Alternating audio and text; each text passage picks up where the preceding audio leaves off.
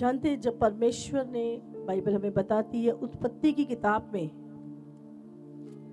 आदम को बनाया और उसके बाइबल में लिखा है कि परमेश्वर ने आदम को अपने स्वरूप और अपनी समानता में बनाया। फर्स्ट आदम। और जो योग्यताएं, जो नेचर परमेश्वर का था, जो समानता परमेश्वर की थी, वो सारी चीजें परमेश्वर ने आदम में डाली।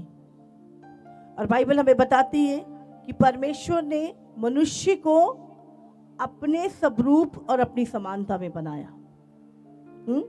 3 चीजें, शरीर, प्राण और आत्मा, ये 3 चीजें हैं मनुष्य के अंदर। और परमेश्वर पिता, पुत्र और पवित्र आत्मा, समझ रहे? तो परमेश्वर ने कहा आओ हम मनुष्य को बनाएं। उत्पत्ति 1:26 में लिखा हुआ, आओ हम मनुष्य को बनाएं। मैं चाहती हूँ ध्यान से सुने। और वो हम कौन था? आओ हम, पिता, पुत्र और पवित्र आत्मा, आओ हम मनुष्य को बनाएं। किसके स्वरूप में बनाए?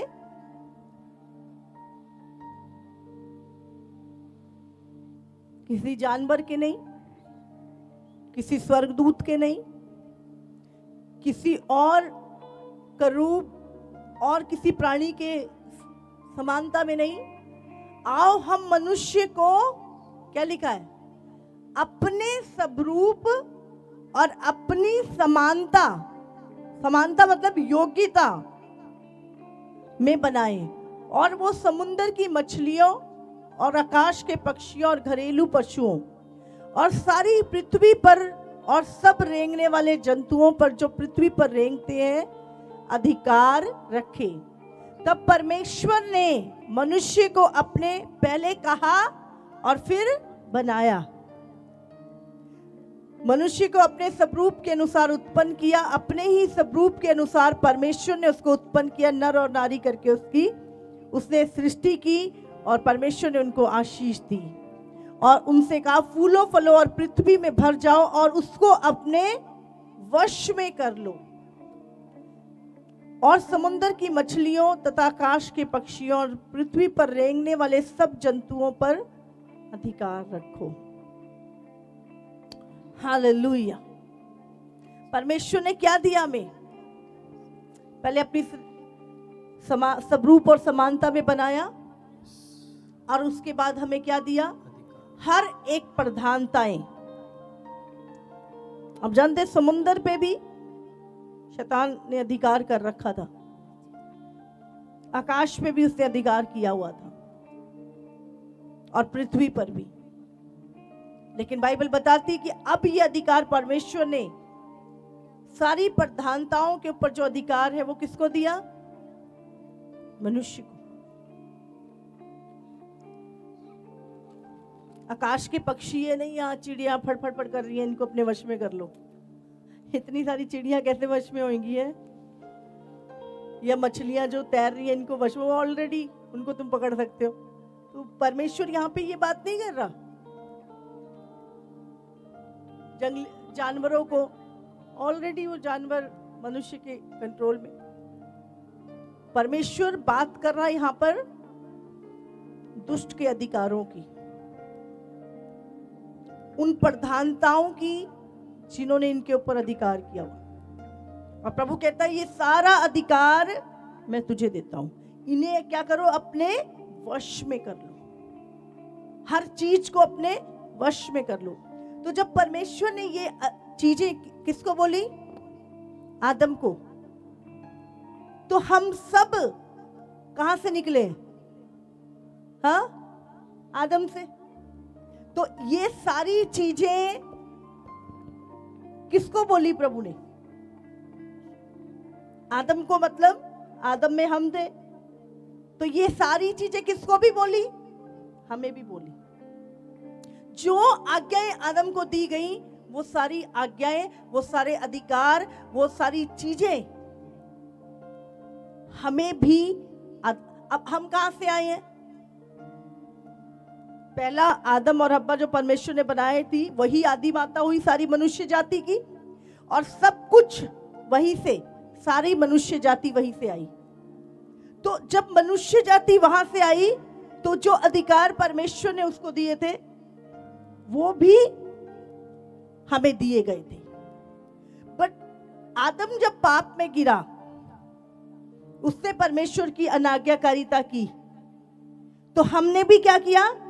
हम भी उस पाप में सहभागी हो गए। हम पाप करते इसलिए नहीं, क्योंकि आदम के अंदर सब कुछ परमेश्वर ने जो डाला था वही हमारे अंदर आया। हालेलुया। तो आदम ने जब पाप किया तो वो पाप भी सारी मनुष्य जाति में क्या हुआ? फैल गया। बाइबल कहती है एक ने पाप किया। हाँ, पहले मनुष्य के द्वारा पाप जगत में आया, और पाप के द्वारा मृत्यु आई, और मृत्यु सारे मनुष्यों में फैल गई। हालेलुया। तो परमेश्वर ने जब आदम को अपने समानता में बनाया, तो आप सोचो आदम के पास कितना, बाइबल में कहती है कि स्वर्ग परमेश्वर के रहने का स्थान है, और धरती उसने मनुष्यों को दी है। आकाश में जितना भी आकाश है, पृथ्वी और नीचे समुद्र, वो भी एक किंगडम है, उसका पूरा अधिकार परमेश्वर ने मनुष्य को दिया। हालेलुया। और हमारे भी क्या है? अगर परमेश्वर का एक सिंहासन है तो हमारे पास भी क्या है? एक सिंहासन है, एक अथॉरिटी है, सामर्थ्य है, शक्तियां हैं, क्योंकि परमेश्वर ने हमें अपने स्वरूप और समानता में बनाया। लेकिन जब आदम ने पाप की अनाज्ञाकारिता की, तो शैतान ने क्या किया? वो अधिकार जो पृथ्वी का, जो समुद्र का और जो आकाश का था, वो आदम से क्या किया? छीन लिया। क्योंकि अब आदम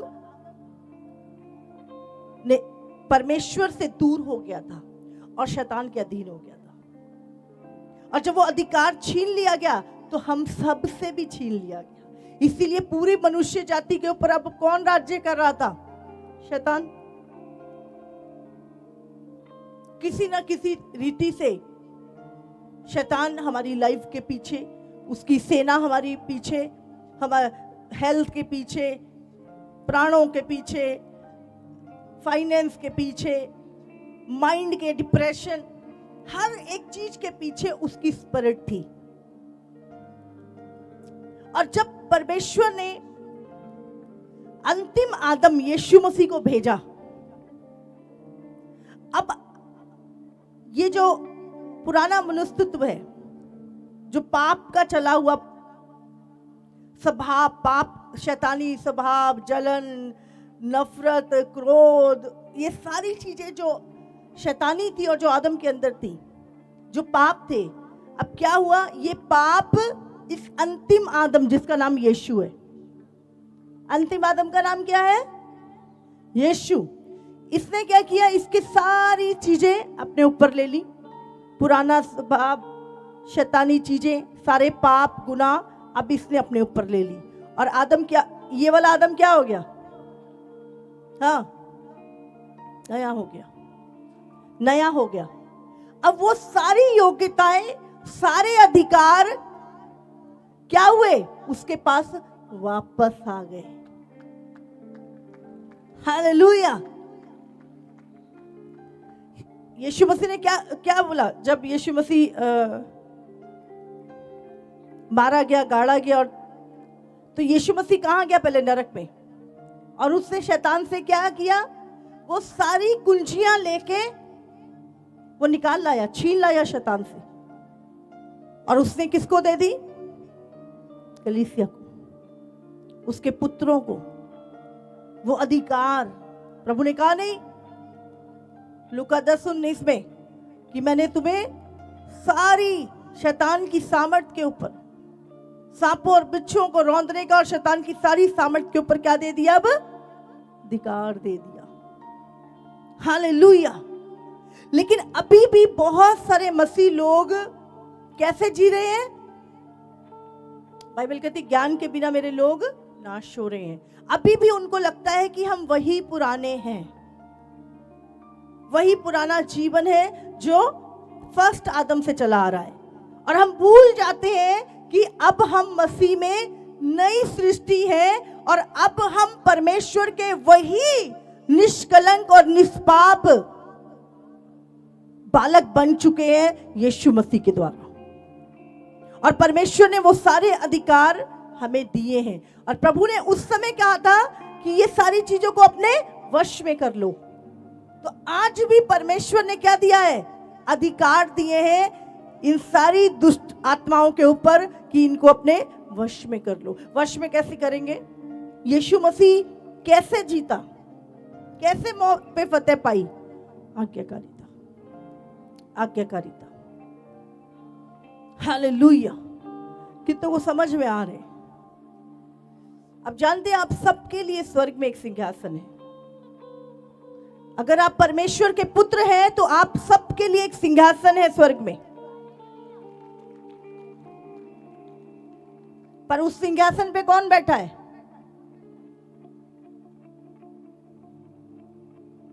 शैतान।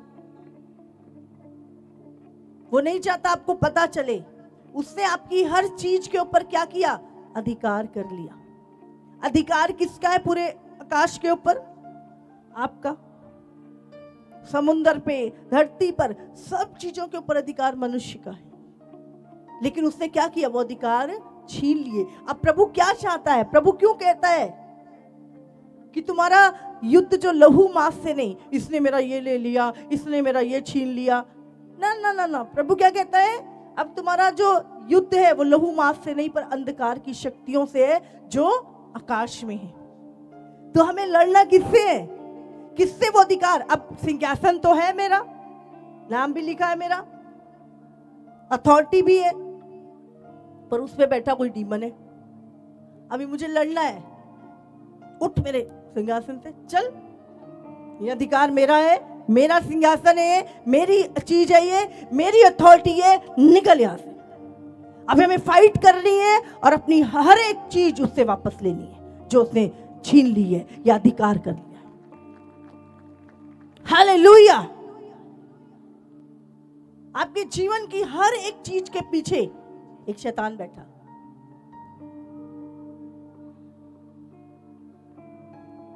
परमेश्वर ने बीमारी बनाई, परमेश्वर ने तो कौन लेके आया बीमारी? अनाज्ञाकारिता। मृत्यु को कौन लेके आया? अनाज्ञाकारिता। जितने श्राप है मनुष्य के ऊपर वो कौन लेके आया? अनाज्ञाकारिता। तुम शैतान को नहीं बोल सकते, तुम्हारी अनाज्ञाकारिता इन सारी चीजों को लेकर आई है। कंगालपन, गरीबी, ये सारी चीजें अनाज्ञाकारिता।